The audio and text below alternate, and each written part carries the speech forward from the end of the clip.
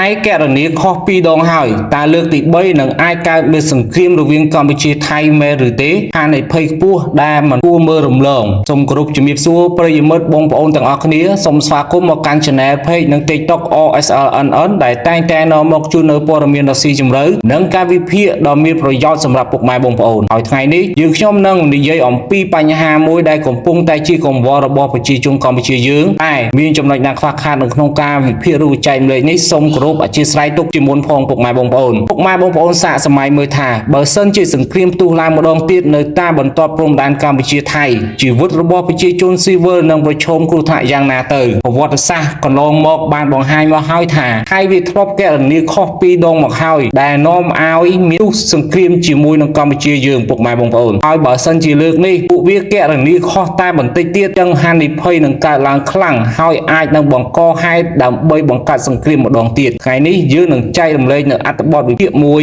ដោយលម្អិតអំពីស្ថានភាពដើម្បីឲ្យពុកម៉ែបងប្អូនកាន់តែយល់ច្បាស់និងត្រៀមខ្លួនដើម្បីការពារប្រទេសជាតិយើងជាមួយនឹងរដ្ឋាភិបាលរបស់យើងតោះអញ្ចឹងតាមដានទាំងអស់គ្នាការពីសង្គ្រាមកម្ពុជាថៃលើកទី1និងលើកទី2បានបង្ហាញឡើងច្បាស់ថាថៃឬក៏សៀមនេះវាបានវាយប្រហារដោយកែរនីខុសម្ដងហើយចូលពុកម៉ែបងប្អូនត្រឡប់ទៅមើលប្រវត្តិសាស្ត្រកន្លងមកដោយលម្អិតថាគឺជាចំនួនមួយដែលចាប់ផ្ដើមពីវិវាទព្រំដែនជុំវិញប្រាសាទព្រះវិហារដែលតុលាការអន្តរជាតិ ICJ បានសម្រេចនៅក្នុងឆ្នាំ1962ថាប្រាសាទនេះគឺជាកម្មសិទ្ធិរបស់កម្ពុជាយើងហើយប៉ុន្តែនៅក្នុងឆ្នាំ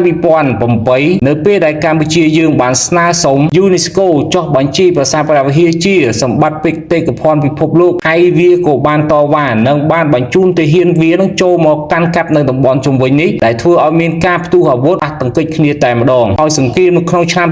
2025ថ្មីកន្លងទៅនេះលើកទី1សៀមវាបានគិតថាខ្មែរយើងមិនអាចទប់ទល់បានទេប៉ុន្តែការតស៊ូដ៏រឹងមាំរបស់កងទ័ពរយៈនគរបាលជាតិយើងនិងការអន្តរាគមន៍ពីអាស៊ានហើយសហរដ្ឋអាមេរិកផងបានធ្វើឲ្យសង្គ្រាមនេះក៏បានបញ្ចប់ទៅដោយសៀមវាមិនបានសម្រេចនៅគោលដៅណាមួយឡើយហើយដល់ពេលលើកទី2សៀមវាពឹងផ្អែកទៅលើការអនុវត្តនីតិវិធី GBC និង JBC ដោយការដកអាវុធធុនធ្ងន់ដើម្បីសាកល្បងសមត្ថភាពកងទ័ពខ្មែរយើងទៀតប៉ុន្តែក្នុងរយៈពេល21ថ្ងៃសៀមវាមិនអាចគ្រប់គ្រងសមរភូមិបានឡើយហើយចុងក្រោយត្រូវបានទទួលស្គាល់នៅបទឈប់បាញ់ក្រោមការអន្តរាគមន៍របស់មិត្តចិនដោយការគ្រប់គ្រងចំនួនតាម GBC និង JBC មិនមែនជាចំណុចខ្សោយរបស់កម្ពុជាយើងឡើយពុកម៉ែបងប្អូនក៏ប៉ុន្តែគឺជាគ្រឹះច្បាប់អន្តរជាតិទៅវិញដើម្បីទប់ស្កាត់សង្គ្រាមនេះចឹងទៅពុកម៉ែបងប្អូនហើយនៅក្នុងស្ថានភាពបច្ចុប្បន្ននេះសៀមមិនអាចយកបញ្ហាមេឬការមិនអនុវត្តនីតិវិធីមកធ្វើជាលេសដើម្បីឬក៏សម្រាប់ការបង្កើតសង្គ្រាមលើកទី3បានឡើយព្រោះថាការអន្តរាគមន៍របស់មិត្តចិនមានឥទ្ធិពលលើសពីសហរដ្ឋអាមេរិកនិងអាស៊ានទៅទៀតពុកម៉ែបងប្អូនដោយការដោះស្រាយបញ្ហាអនឡាញខុសច្បាប់និងការសហការយុត្តិធម៌រវាងខ្មែរចិនក៏បានបិទច្រកដែរដែលជាលេសមួយដែលសៀមធ្លាប់ប្រើមកដាក់សម្ពាធលើកម្ពុជាយើងហើយពុកម៉ែបងប្អូនប្រកាសជាបានដឹងដំណឹងហើយថាការចាប់ខ្លួនចេនស៊ីពីប្រទេសខ្មែរទៅឲ្យមិត្តចិននោះគឺជាការដោះស្រាយបញ្ហានេះចេញដោយការអនុវត្តនីតិវិធីទៅតែបន្តហើយក៏បន្ទាប់ពីការដោះលែងវរៈកងទ័ពទាំង18អ្នកយើងផងដែរហើយរឿងនេះដែរសៀមវាតែងតែចោទខ្មែរយើងថាជារឿងអនឡាញខុសច្បាប់ហើយពេលនេះក៏ត្រូវបានបញ្ចប់ជាស្ថាពរដែរហើយរឿងមួយនេះដែរក៏សង្កត់កោសៀមខ្លាំងដែរពុកម៉ែបងប្អូនព្រោះថាវាបានប៉ះពាល់ប្រយោជន៍យ៉ាងធ្ងន់ធ្ងរដ៏ធំបំផុតរបស់ចិនចំពោះរឿងអនឡាញនេះបើខ្មែរនិងចិនធ្វើរឿងនេះបានហើយសៀមនៅតែមិនឯកភាពចិនក៏មិនទុកមុខឲ្យសៀមទៀតដែរពុកម៉ែបងប្អូនរឿងនេះបានធ្វើឲ្យប៉ះពាល់ដល់កិត្តិយសរបស់ចិនខ្លាំងណាស់ហើយអាកាស3ដែលសៀមអាចបង្កសង្គ្រាមមិនមែនកើតចេញពីចំនួនព្រំដែនធម្មតាទេពុកម៉ែបងប្អូនប៉ុន្តែគឺអាស្រ័យទៅលើការបាត់ប